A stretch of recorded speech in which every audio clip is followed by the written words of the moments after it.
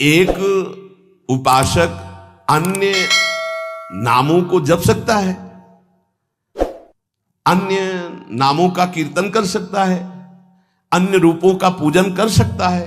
एक उपासक जो किसी एक उपास्य देव में है, वो बहुत से उपास्य देवों की पूजा या नाम कीर्तन या नाम जप कर सकता है अच्छी तरह। उत्तर, अच्छी तरह कर सकता है, परंतु ये साधारण भक्ति में, गौड़ी भक्ति में, वैधि भक्ति में, अनुरागात्मिका भक्ति में नहीं। बाबा उत्तर दे रहे। तो जब हम वृंदावन की भूमि से भक्ति की बात करते हैं थे प्रेम भक्ति, प्रेम लक्षणा भक्ति की बात, इसीलिए रसना कटो जो अन रटो, निरखी अन फुटो नयन, श्रवण फुटो जो अन सुनो, श्री राधा जस बैन।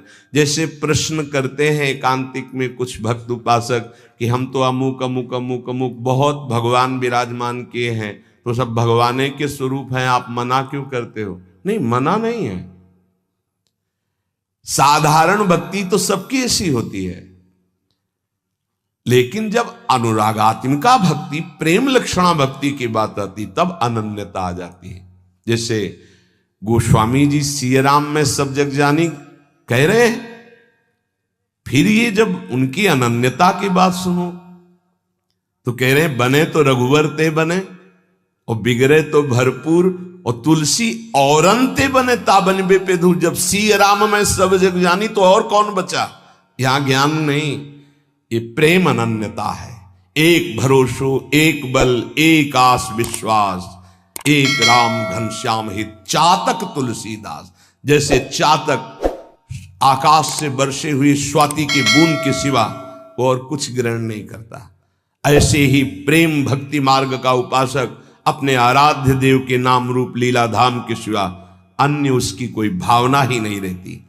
तो जब तक अनुरागात्मिका भक्ति का परिचय नहीं मिला, उसमें नहीं, तब तक ये सब चलता है। थोड़ी देर ये, थोड़ी देर ये, थोड़ी देर इनकी उपासना, इनका कीर्तन, इनकी चालीसा, इनका पाठ, ये प्रारंभिक भक्ति। लेकिन प्रेम लक्षणा भक्ति में जाकर के वो समिट जाता है, अपने इष्ट देव के नाम रूप लीला धाम में अनन्य हो जाता है।